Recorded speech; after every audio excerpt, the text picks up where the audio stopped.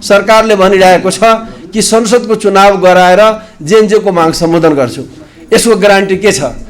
सुशीला कार्की त चुनाव लड्नुहुन्न, आउने संसदमा त उहाँ संसद पनि बन्नुहुन्न, त्यसपछिको सरकारमा उहाँ बस्नुहुन्न।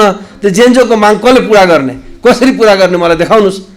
अहिलेको निर्वाचन प्रणालीले 2/3 कसैको आउँदैन, 2/3 कसैको आउँदैन र 2/3 बिना संविधानको एउटा कौमा पनि चेन्ज गर्न सक्नुहुन्न।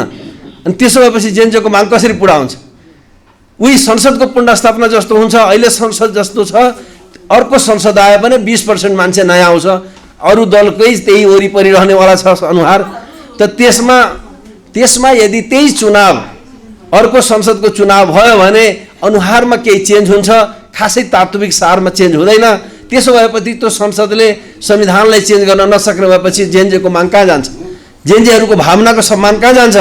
जनताले खोजेको बदलावको चाहना कहाँ हुन्छ भने हामी अगाडि नै भनेका छौँ, यो ठग्ने षड्यन्त्र बाहेक अरू केही पनि होइन। जनतालाई गुमराह बनाउने, देशलाई दुःख दिने र हुई जाओ जहाँबाट सुरु गरे त्यही आएर इन्ड गर्ने जो खेल भइरहेका छन् त्यसमा सुझबुझ अपनाउन जरुरी छ। र हामी भनेका छौँ यो षड्यन्त्र हो, यस षड्यन्त्रलाई हामी चिर्न जरुरी छ। व्यवस्था नबदलिकन जे गर्नु छ जेएनजेको माग अहिले पुरा गर, अहिले पुरा गर, अनि मात्र हामी अगाडि बढौँ। नत्र फेरि जहाँबाट सुरु गर्यो त्यही आएर संसद फेरि आउँछ, त्यही संसदमा कराउने।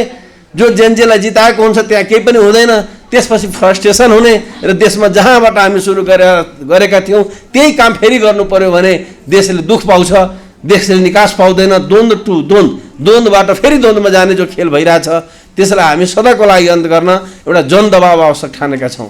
जनदबाव सहित हामी अगाडि बढ्नुपर्छ भनेर हामी भनेका छौँ। यतातिर तपाईँहरूको ध्यान जाओस् भनेर विशेष आग्रह गर्न चाहन्छु।